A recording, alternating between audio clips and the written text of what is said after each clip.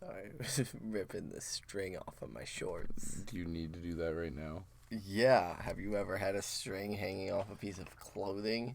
It needs to be torn off immediately. Oh, there's another one. You're Bah! supposed to cut it off. Got it. Done. Wait, you got one? Oh, no, that was mine. That was the one you just threw at me, you fucking...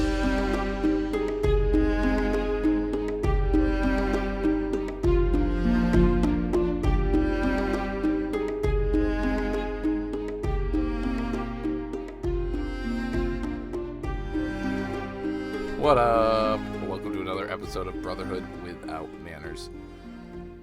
What are we? Oh, we're a full spoiler reread podcast of George R.R. Martin's A Song of Ice and Fire series, beginning with a Game of Thrones. Cringe. I'm Nate, that guy over there cringing into his Gatorade, Powerade, excuse me. We're not sponsored by either of them, so who gives a fuck? Is Zach. Yo. That was my least favorite of your intros. Want me to do it over? No. I'll do it over. I don't. All right. Keep it. Because It's you. It's beautifully, horribly you. That's good. So, a lot of talk about our last episode, and that was Arya 3. Yeah, Arya 3. Which was chapter, 32 or something like that. Yeah. I don't know. My numbers are all mixed up. We're getting deep into the first book, and it's pretty exciting.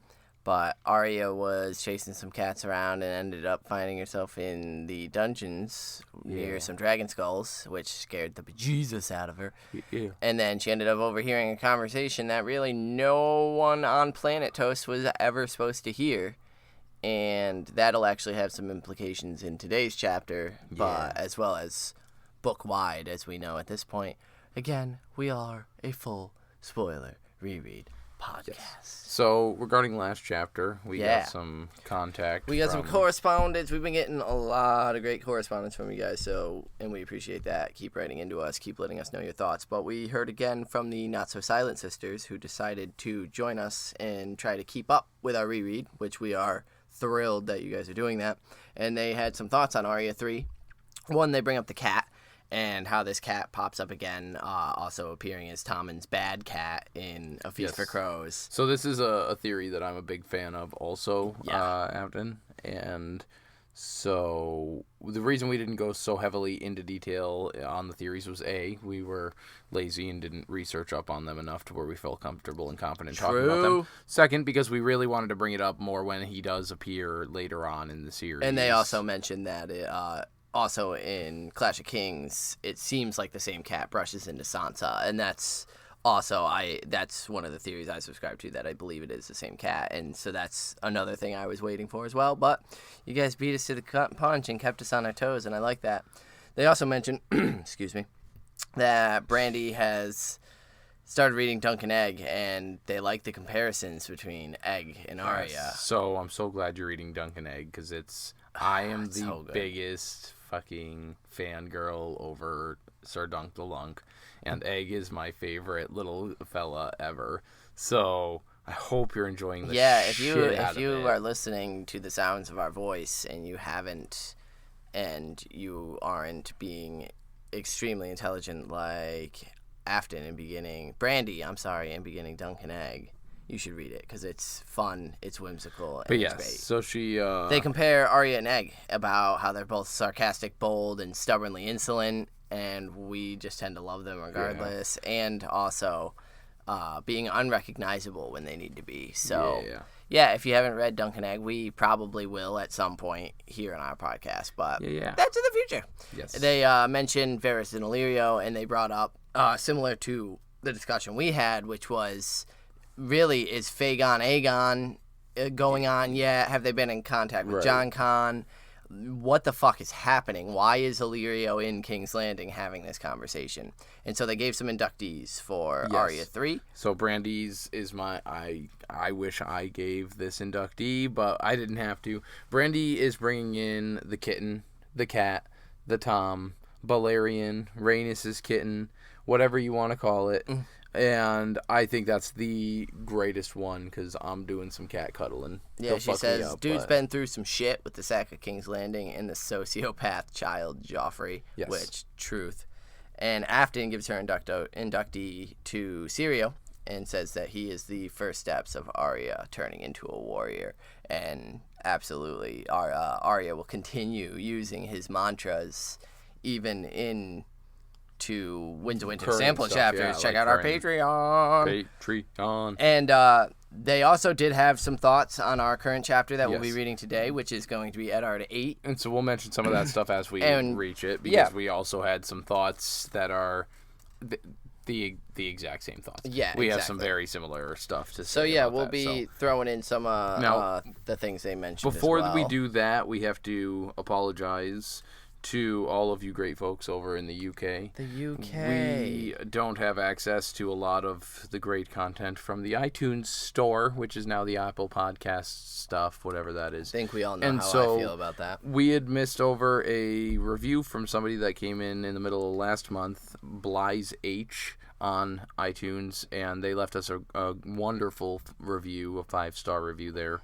It just was titled Great Podcast. They said that love that you guys are staying positive amidst all the negativity surrounding the show. Looking forward to reading the books and going back through your old podcasts.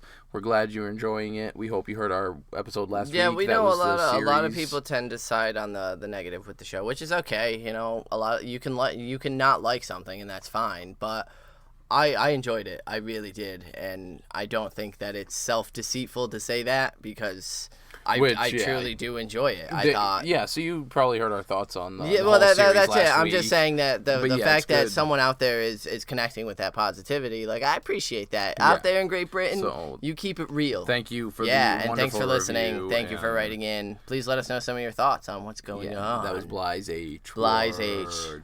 So if we butchered that, we apologize as well. Yeah, we don't know. We read what we see. Handles are tough. Handles are tough. So today we are jumping into Eddard 8, and his chapters are numbered. Yeah. So I believe this is chapter 33, but I'm probably wrong on that, and it's like 34 or something. But Ned is in a small council meeting with the small council and Robert. He is pleading with the king, and he says, "Robert, I beg you, hear what you are saying. You are talking of murdering a child." And the email immediately comes up, but in the email from Afton and Brandy, the Not-So-Silent Sisters, they say that we get Robert's best line in this chapter. The whore is pregnant! And it absolutely is. Yeah, Robert's pissed. He slams his fist down on the table and says, "I warned you, Ned. Damn it, I warned you back in the Barrowlands." Now, I need to already point out, like, Dany was raped by that guy the first time she had sex with the person who fathers her child. The whore, yeah. And he, like... And then it's, I guess she's sleeping with him now, but, like, it's her husband at this point. She's not some whore. She's not sleeping around. She's not this, like... Well, that's how he's always referred to her, because even in the Barrowlands, when they have the conversation, he says, what happens when the whore spreads her legs and starts breeding? Then we have dragon spawn everywhere. But yeah, just because she's a woman who's pregnant, she's a whore. Yeah. But that's obviously the Robert tendency. And that's what's so fucking great about it, is that, like... From all that I understand, Lyanna Stark is very Brienne of Tarth in that women should be allowed to fight if they want to fight. Yeah. You know, so a woman wanting sex isn't making them a whore. It's having the same desires as men do. So the fact that he's so obsessed with Lyanna, she would detest that's it. Notice also that Lyanna is not a whore, and Cersei is not a whore, because Cersei won't give it up enough to... But, I mean, by all definitions, Cersei is indeed a whore. Like, she uses sex for information. Absolutely. She hands it out freely. And so, skirting back to the moment, and he says, I warned you this would happen back in the Barrowlands, but you wouldn't hear it. Well, you'll hear it now. I want them dead. Mother and child, both. That fool Viserys as well. Is that plain enough for you, Ned? And so this was, I thought, an interesting callback immediately to Arya 3. The realm is just now learning that Dany's pregnant. Yeah. Arya broached Ned with this knowledge, saying that there was a princess who is pregnant, the princess is with child. So Ned already knows this stuff technically, but he doesn't. We're kind of also getting in the background that this is how the information's getting fed down the pipeline. It was Illyrio and Varys who were having this conversation, again, that no one was supposed to ever hear. Right. Arya happened to be doing her Arya thing, overhears some of the most important shit crucial to what's happening in King's Landing right now, and Ned immediately dismisses it. And so yeah, nobody else is saying anything. Everyone's doing their best to pretend they're not there. And Ned starts telling Robert that he's going to dishonor himself, and Robert's like, fuck it. I don't give a shit. Let it be on me. If it's on my head, it's on my head as long as it's done. And he says that I'm not so blind as I cannot see the shadow of the axe. Now I have notes all in the sidebar around this, but Afton also brought this up. Fucking, you are stupidly blind to the axe over your fucking head. Absolutely. You dumb, stupid shit. Like, everybody, even Ned isn't oblivious to that fact, and yet you're unaware of the fact that people want you dead. You are a dumb shit. He's a petulant child, which is exactly where Joffrey gets it from. He throws his kingship around like a child, but he thinks he's playing the game to any degree that anyone sitting next to him is currently playing it, even Ned Stark. And so Ned says there is no axe. There's only the shadow of a shadow, 20 years removed, if it exists at all. And that's where he's questioning Varys and what he's saying, which Varys takes offense to. Varys very quickly takes offense. If he says very soft, my lord, you wrong me. Would I bring lies to king and council? Well, yeah, Varys, you probably definitely would. But let's and then he says that he's more worried about Jorah Mormont lying. Yeah, about you bring stuff. us the whispers of a traitor And half now, a world away. This interested me a lot because Varys says, "Oh, he wouldn't dare deceive and me." he gives a small sly smile as he says it. Why? I don't know. What do you have over Jorah Mormont? Like, what is just the fact that he has the potential to be like, no, you don't get the pardon. That's all you've got over him, because like, revealing, I guess, his treachery, but even that at this point, I wouldn't really see as being too threatening. Yeah, right. So I was very confused. Yeah, no, that piqued my interest as well, but he says you can rely on the information. The princess is with child, and Ned says, so you say, and he says, if you're wrong, then there's nothing to fear. Yeah, he breaks down if she all miscarries, the reasons there's why nothing to fear. It's not a big deal. If she doesn't birth a son, there's nothing to fear. There's so many variables in this situation. I had a little sticky do on my page, apparently. And it has to be born a male, because what if it's that's born a girl? Yeah. Like, it doesn't... But Robert asks him, but if it is a boy, and if it lives, and Ned says this, the narrow sea is still between us and them. Like, so I'll fear this Dothraki warlord's child when the Dothraki teach their horses to run on water, because they fear the great grass sea, as is well known. Yeah, and so that's when Robert's like, well, so you basically want to wait until an army is at our fucking doorstep. Yeah, on our before shores. You act... like, and getting pissed. Ned's getting snide here, and I love it, because he Yes. says even Aegon did no conquering until after he was weaned. Like, you're afraid of a child. You're afraid of a child that you don't know even, like, the sex of. You're just, you're freaking the fuck out. That's it. It's not even born. You don't know if it's even going to be born. Mm-hmm. Like, who knows? And at this point, like, it's more... gonna follow the Dothraki. I would imagine the Dothraki warlord is going to have more to say over what that child does than over Daenerys. I mean, granted, Drogo plans on following her wishes and all that. Well, I mean, definitely. We like, because we have more of the view, I guess we can take a step back and understand why Robert's freaking out. This is a family he usurped. He took their throne from them. So he's, I would assume, at least somewhere logically, whatever logical brain there is in Robert, is thinking that there might be some small folk who still claim Targaryen, and that is something to fear for a king. Whether or not that's true, who fucking knows, and it also is painting, I think, Ned's lie. Yeah. His hatred for these Targaryens, which comes up even later on. Robert's exasperated as fuck by Ned at this point. He looks around and says, have the rest of you lost use of your tongues? Speak some sense into this frozen-faced fool. And so Varys puts his hand on Ned's sleeve and says, I understand your qualms, my lord, I do. It gives me no joy to do this. No, I think this is his true feelings. Oh, I For agree. Varys. Right here, like, I think that Varys actually feels this way. It's a terrible thing we must contemplate, a vile thing. Yet we who presume to rule must do vile things for the good of the realm, however much it pains us. And so, yeah, I think that's a pretty clear picture of Varys and what he's willing to do for the realm. Renly shrugs and says, seems simple to me. We should have had Viserys and his sister killed years ago. But his grace, my brother, made the mistake of listening to Jon Arryn. And then, Honorable Ned speaks right up and tells him mercy is never a mistake. And then he tells how Barristan Selmy here. Well, skirt on that, too. Mercy is never a mistake. Mercy's what gets Ned killed. Yes. His mercy to Cersei. Right. Instead of taking it straight to Robert, like immediately marching out to the hunt. So being can we like, also hey, draw a direct parallel to the fact that his daughter's chapter will one day be referred to as Mercy? Yeah. Huh? Yeah. Huh? And so anyway, he turns to Barristan Selmy. Yeah, he brings up and Barry. he says, Barristan killed a dozen good men at the Trident. He cut down friends of mine and Robert's. And yet, when Robert had won, Roose Bolton, Roosey. Yeah, Barristan was brought to them, wounded, grievously wounded. Told them to fucking kill him. Yeah, kill him throat. Done. Roose. But Robert said he refused to cut it and said because why would he cut somebody's throat for fighting well and being loyal? Yeah.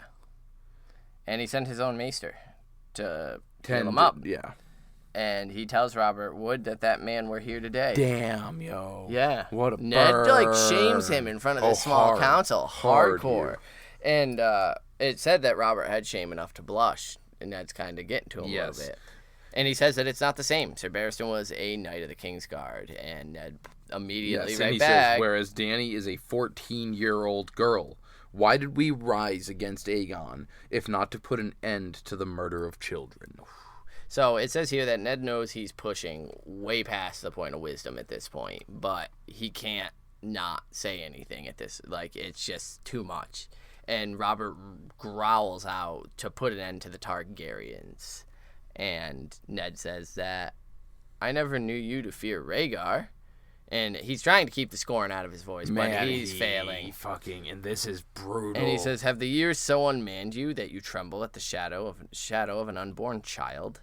And Robert immediately turns purple. He fucking... See, and that's where Ned should have stopped to begin with. And then he even pushes it one step further. No more, Ned, not another word. Have you forgotten who's king here?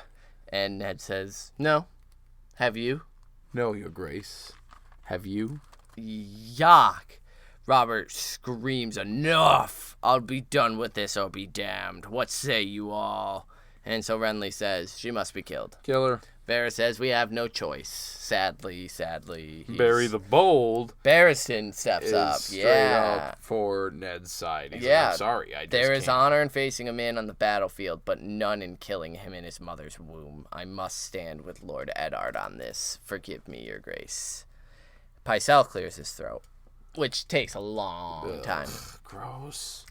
He says, my order serves the realm, not the ruler. I advised Aerys Targaryen, just as loyally as I advise our good King Robert here.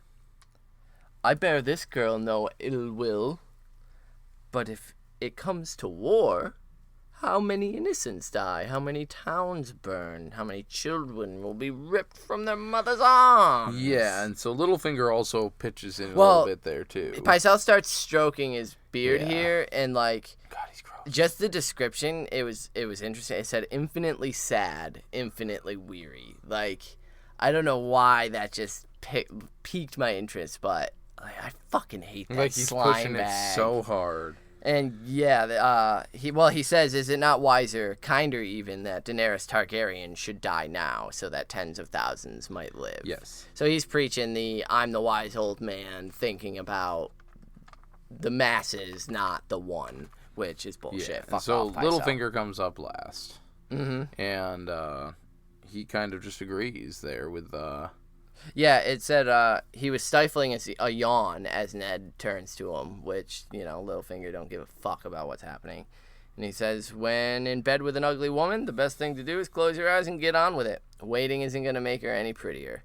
So kiss her and be done with it. And Barry the Bold is not okay with kiss her, Selmy asks, aghast. And Littlefinger says, a steel kiss. And this is when Robert turns to Ned and says, there it is. You and Selmy stand alone on this matter. The only question is who can we find to kill her? Yeah, and Renly immediately pipes in with Jorah Mormont. Mormont desperate for a royal pardon. Yes. And Varys says he is desperate for a royal pardon. However, he does enjoy living. Are currently walking into Vaes Dothrak, where weapons are forbidden. And to be caught or captured attempting to assassinate a Khaleesi of a Khalizar. You don't want to know what the fuck they do to him. Yeah, it would just be savagery. And so he makes a different suggestion. He suggests Tears of Fleece, let us say.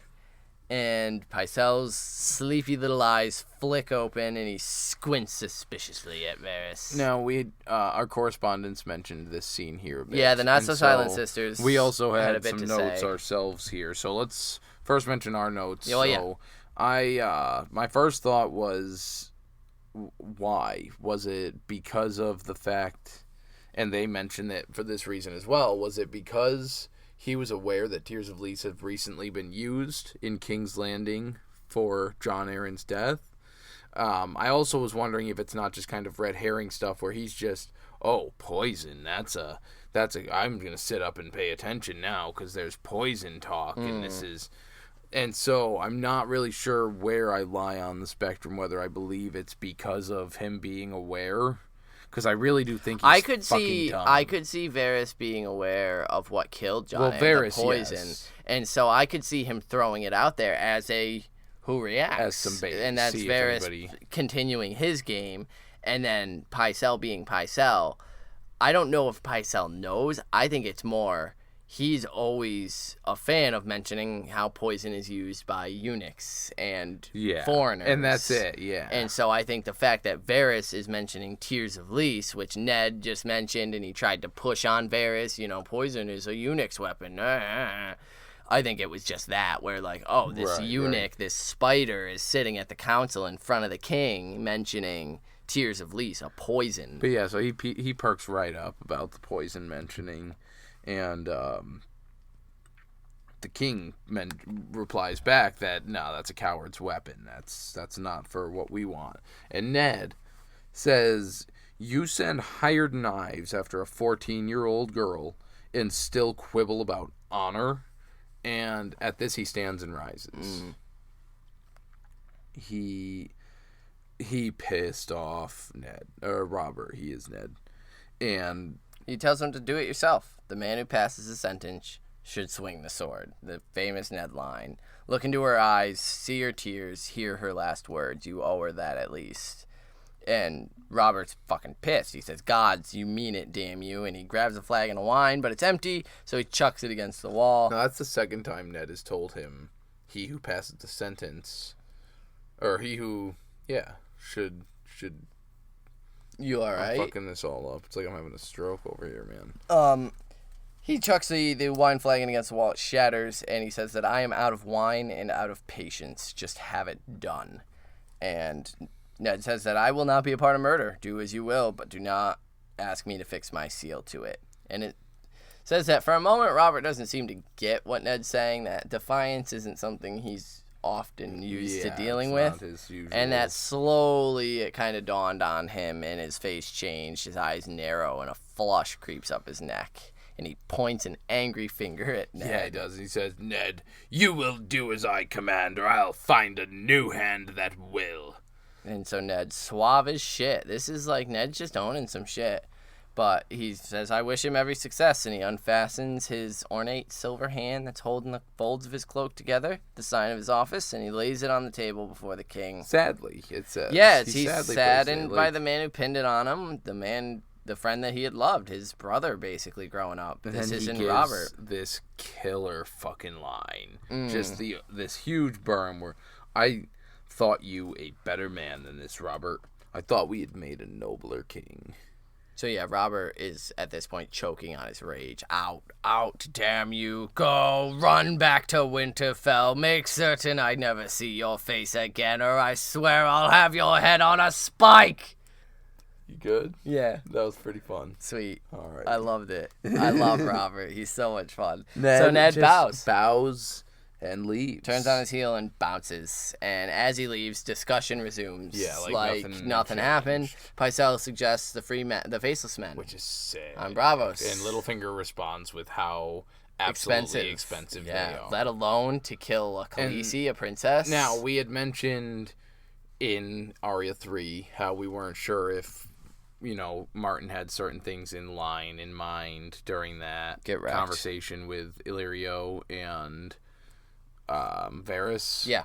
And this kind of makes me want to, eat my own foot for fucking. Yeah, I mean, it's always hard to tell. Yeah, but that's it, because he just know. throws in this Faceless Men. Yeah, so we I get think that we got a built brush up. in it earlier too. At one point, Tyrion might have mentioned the Faceless Men or something, but it's really cool to see it placed throughout the world. Yeah, the Silent Sisters really enjoyed it as well. Just the first glimpse of the training, what they're capable of. Yeah, Arya will be going through, and so then the door closes behind Ned, and the conversation is cut off entirely there. Yep. And the day feels heavy and oppressive as he walks back to the Tower of the Hand. He can feel in the air that it's going to rain, but he welcomes it, hoping that it will make him feel just a little bit less unfucking clean.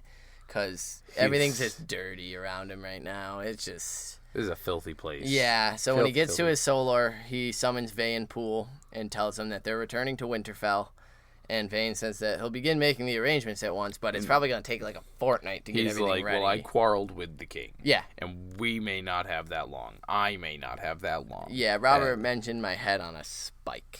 So. But he doesn't really believe Robert will hurt him, truthfully, but... He questions with that. Ned out of sight, like his rage will cool like it always does, he thinks. But then he says, but wait, not always. Suddenly, uncomfortably, he recalls Rhaegar Targaryen, 15 years dead, yet Robert hates him as much as ever. A disturbing notion. Uncomfortably. And that's obviously a nod to Jon Snow. Yeah. If he were to find out that knowledge, how quickly he would kill Jon he was Snow. just screaming and ranting and raving about it. Also, the fact that Yoren had just told him that Catelyn had taken Tyrion, which was very soon to be made public, no doubt. Yes. And with Robert in such a black fury, not that he gives a shit about Tyrion Lannister, but it would probably hit his pride a little bit. But notice that news hasn't hit the small council yet, and so... But gods only know what the queen will do when she finds out that Ned's wife has taken... And then I think he even mentions that Jaime Lannister is quite partial to the imp as well. So Ned mentions that then if it's going to take them a fortnight, he thinks that he should go on ahead with his daughters and some guardsmen. Yeah, small guard. And that they should follow when ready, but that he should inform Jory, tell no one else, wait until Ned and his daughters leave, and then begin packing up and getting everything ready. And because the Red Keep's full of ears and eyes, and he doesn't want his plans known. Yeah. So Ned, he was so close. He was so close. Ned. So fucking close. So Vane Poole leaves and Ned goes to the window. It specifically says to brood.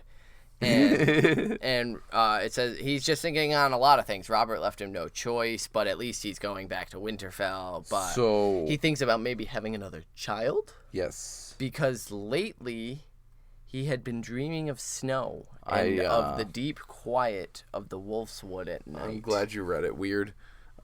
Because that means that you wanted to bring attention to it. Yeah. And is Ned dreaming like the kids do and green seeing type stuff? I don't. Why is he dreaming of snow? And that's it. Like, is he? And is the he Wolf's having Wood some... at night. I can't draw any meaning from it. Like, it's. I mean, I definitely think it's just a longing for home, but I can't see anything underlying. Yeah. I was really I just think it's neat that, Arya and Jon are both known for dreaming and doing these things. Bran obviously, but like we've gotten the dreaming Yeah. And the walking through Winterfell stuff. Yeah. And so it was just cool to see the father doing it too. Yeah, no, it was. I know. I was curious that it wasn't the Godswood; it was the Wolfswood. Yeah. Which Ned is known to go to the Godswood, right, to pray and chill. stuff. But yeah, it says that leaving is gonna. It makes him angry as well. There was still so much left undone. Robert and his council of flatterers are no doubt gonna beggar the realm without someone watching them, already or worse. there. So then what they did was to take loans out, and so they think that he says, well, that'd be the worst case. Sell it to the Lannisters. Sell it to Lannisters to get out of that. Sell the crown to the Lannisters. There's still John Arryn's death and the truth of that. And he actually begins contemplating returning to Winterfell by sea. So that way he could swing by Dragonstone and speak with one Stannis Baratheon. Dang, that would have been so fucking sick. Yeah. It says that Pycelle had sent a letter from Ned requesting Stannis return and take his old seat at the council, but no reply had come. Do you think Pycelle actually sent that letter? I don't know. Because Stannis does go kind of quiet, Yeah, I don't think Pycelle sent it, though, because I think if he's on Cersei's payroll here, Cersei would not want Stannis Baratheon and fucking Ned Stark in the city at the same time. No, that makes a ton of sense. Especially with Robert being Robert at the moment and Jon Arryn having just died. Like, I think Cersei put an end to that shit real quick. Yeah. But again, I also would believe that Stannis is just refusing to come back to King's Landing because it's Stannis and he knows it's a shit show there. Yeah. But then we get this next little nugget of... Well, Ned's certain that Stannis knows the secret that Jon Arryn died for, the truth of what's happened. And he gets this quote about obtaining that secret. He says, if you get it, cool. And when you have it, what then? Some secrets are safer kept hidden. Some secrets are too dangerous to share, even with those you love and trust. Fuck you, Catelyn. Yeah. That's the Jon Snow. Yeah, I mean, it's just so, again, we mentioned it early on in the earlier chapters. I know we're kind of working our way very quickly through this first book, and, some things go lost, but a lot of what he says to certain situations completely and directly applies to that. Without knowing that, you don't pick up on any of it. And so it's very much just this, that's a words of wisdom type thing. And this guy would say. Like your first read through. Obviously, we've mentioned this is a reread. This is my third time through. My first time, I really wasn't too concerned with Jon Snow's parentage. Yeah, I didn't care too much. I was like, oh, Ned. He's a bastard. Fuck someone at war. Like, okay, that happens. Whatevs. And then as you get further into the book, he starts. It's much more affects. important. And so unless you're really looking for things, and that's why rereads of these are so good, I believe. And so I believe that's a direct comparison to Lyanna Stark and her deathbed. So then he starts thinking. He pulls out the dagger, and he thinks about Kat's warning. And why would Tyrion want Bran dead? And he wonders if Robert could have had a hand in that. Yes. And he says he never would have believed it before, but the man he knew wouldn't command women and children to be murdered. Right. So, IDGAF. Yeah, and so he thinks how she says, you knew the man. Yeah. The king is a stranger. The king is a stranger. She tried to warn him. So he summons Vane Poole back to find a ship quietly at the docks. And no sooner did Poole leave than another visitor was announced. Yes. It was Tomard that said, Lord Baelish to see you, my lord. And so Ned thinks about turning him away. But he realizes that he hasn't left the city yet, so he still has to play their games. And once again, he's so close to being a decent player at the game. No, that's a mistake. He doesn't need to play. Well, that's it. If he was following what Ned that's the thing is he gets too swept up in it, and he almost starts to want to play. Yeah. And then if he had just netted his way through it and was no, do not allow him in, Tomard. Bar the door. Unless it's the king himself. Do not allow anyone access to me or my children. And was done. Littlefinger wouldn't have done what he does at the end, and then they would have left. Which was the one. Littlefinger doesn't want Ned to leave, that's absolutely obviously. It. And so he comes strutting the He saunters in as if nothing happened, and Ned coldly just immediately asks him the reason for his visit. And Littlefinger starts giving this whole thing about how he's going to dine with Lady Tonda. He's not going to keep him long, and Ned gives that. Oh, it was so good. Don't let me keep you. I couldn't think of anyone else I would rather spend less time or time with less. I don't want to be the fuck with you here at all. Yeah. It was pretty brutal. He, Littlefinger keeps his little suave shit going. Says, I'm sure if you think about a couple, you could think of them, and...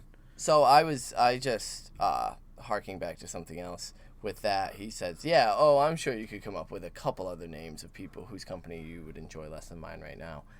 And he gives Ned a list. Yes, he lists a few of them. He gives him a list, and I think just the comparisons between Ned and Arya this chapter, Arya's list, Arya's faceless men. It's starting right here. Like, Ned gets his own little list here of Varys, Cersei, Robert, and then Peter starts just going on about how pissed Robert was after Ned left, how he continued to talk shit.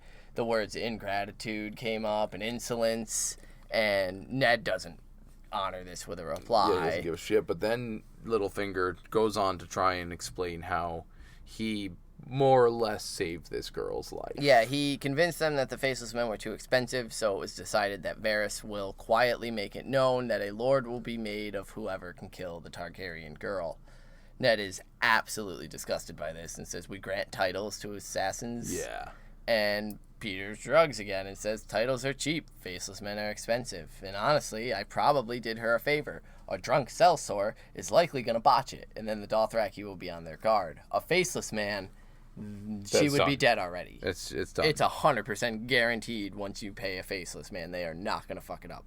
And so Ned rightfully says, you expect me to believe that you tried to protect her. You were in there talking about an ugly girl in bed. How big of a fool do you take me for? And Littlefinger laughs and says, an enormously large one, actually. And Ned says that murder amuses you, and... No, Lord Stark, you amuse me. Which he amuses all of us, because we want to root for this fucking guy, but he's just so oblivious. You rule like a man dancing on rotten ice. You'll make a noble splash, I'm sure. I like that he brought the ice into the equation with him being from the north. And I believe I heard the first crack this morning, and Ned replies with, the first and the last, I've had my fill. Now, I absolutely adore the way he phrases his last sentence here, Littlefinger. Do you have it written down? Not the whole thing. It's, Littlefinger asks him, when do you return to Winterfell? And Ned says, as soon as possible, but why is that any concern of yours? And I don't have it written down to you. So I didn't write it down, but basically he says, well, if you can wait just a little bit longer, I can show you to the brothel that fool guardsman of yours, Jory, has been searching so unsuccessfully. And just how I know that your guy's looking for this stuff. I know that he's not doing it correctly. Let me show you where the correct place that you've been looking for is. And Ned's hooked. And he says, and I won't even tell Lady Catelyn. You smart motherfucker. You smart ass. That we're visiting a brothel. Yeah. And I think that also is a little dig at the bastard. That Ned Stark has a bastard. Not that I think Littlefinger knows the heritage, but just that you have a bastard, you did it once, so I won't tell your wife if you do it again. Yeah. Type thing. So that's that. Do you have yourself an inductee? I do have myself an inductee. I gotta give it shit. It changes when we because I have it set when we sit down. Yeah, do you have one set? I did it and then I didn't, and now I'm waiting for you to pick one so I can think more about it. Damn it. I guess I'm gonna give mine to Barristan Selmy for standing with Ned and sticking by his guns and just. Yeah, he was the only person. Because at one point Ned thinks that he feels alone here, talking to Robert, trying to talk him out of this, and Barristan Selmy's the only one who stands with him. And so that has to make you feel a little bit good that Barristan the Bold is back in your play. So, Barristan, word. I think you're in the Brotherhood again. I'm going to give mine to Vanepool. Because he leaves, he gets summoned. He leaves, he gets fucking summoned. He leaves, he gets fucking summoned. Come on, Ned. He does a lot. And I bet Ned Solar's towards the top of that tower of the fucking hand. So Vanepool's got to go up and down them stairs all day long. So by the last time he gets summoned, he's just like, what, Ned? Fucking what? What do you want? Dude, make up your mind. Never mind. Oh, never mind. Nothing. We're not leaving. We're not going anywhere. Could you saddle my horse? Could you bring me up some tea and biscuits? That's true. That's a good point. So Vanpool, come take a sip by our fire and chill. Now, You've earned it. we also excitedly have a couple of inductees from our favorite Not So Silent Sisters. Yeah. So Brandy and her inductee to the Sisterhood is that old bitch Pycelle, simply because of the 2 lines about his sleepy eyes flickering open and the possible implications of it. So, with that being said, real quick, I just want to tell a quick story about this email and how I read it just a little bit before Zach did. And when I was asking Zach how much he read, he asked why, and all I could say was, I'm just so glad the Not So Silent Sisters are our friends, because that was the greatest that bitch fucking Pycelle. Oh my god, I died. He is a catty little bitch. It's great, so good. Anyway, the implications there are great, whether or not Varys knows something. It's just the games upon games of layers that are being played in these books are phenomenal. So yeah, I like having the old bitch Pycelle. You can come chill. Yes. Afton shared a inductee with me this week. Shared an inductee with me this week, and gave hers to Barristan the Bold. Barry the Bold. You read this one. I read it. What? So Barristan the Bold. She says, his incredulity at Littlefinger saying, kiss her and be done with it, says a lot about his character. Also, you have to respect him for being the only one bold enough to stand up for Ned. Absolutely. I see what you did there. I love Barristan Selmy's one of my all-time favorite characters. Like I mentioned with Dunk, I always fall towards those honorable, but the badass honorable, not the Ned not honorable stuff. Not that he's bad. Yeah, no. So outstanding. It's way better than Zach's inductee. So wow. Welcome to the Sisterhood. Welcome to the Brotherhood. It's not a Thank you guys. It's not a competition. There's no inductee that can be better than any other inductee. But thank you guys for having great inductees. As you say in your tagline for every email, all men must die, but we are not men. So thank you, Not So Silent Sisters, for writing in. Thank you. What was it? Blaze H. Yes, Thank you, Blaze H, for your review. If you guys are just listening and being like, you know what? I want to give them 5 stars as well. Nate's going to tell you all the places you can do that right now. You can head over to Apple Podcasts and search Brotherhood Without Manners. Ours is the one that looks super awesome. It's got the text that looks like the Game of Thrones logo, because I'm pretty spectacular with Photoshop. I'm awful with it. We can also be heard on all the other ones, Spotify, Spreaker, Castbox, YouTube. We're on over there. We have our website, www. There's only 3 W's. There's only 3 W's. With brotherhoodwithout.com. We're on Facebook, facebook.com/brotherhoodpodcast. Twitter, @mannerswithout.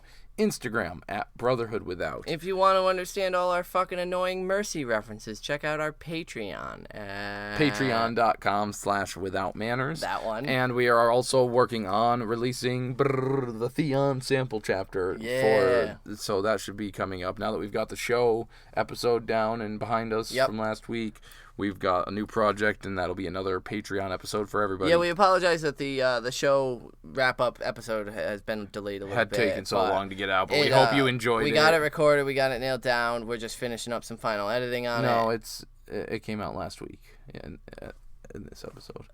Oh. Yeah, that's why I've been saying last week. You are so dumb. So remember, like Apple? Fucking dumb. Fucking stupid. Thanks for being here, guys. We look forward to seeing you next time. Are you keeping that all in? Fuck yeah, I am. Jesus. That's staying right there. Valor de Harris. Peace.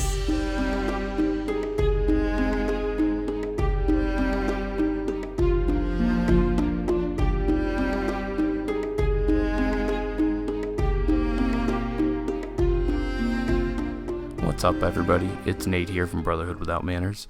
I'm just going to sneak in and tell you really quick about this sweet app called Podcoin. If you listen to podcasts at all, especially Brotherhood Without Manners, all you have to do is download this app, download our podcast, put in the code Brotherhood, and you will get 300 coins, and you can spend those coins on all sorts of cool stuff, gift cards, donating to charity, whatever. So give it a try. Let us know if you like it. We really enjoy using it for our podcast listening.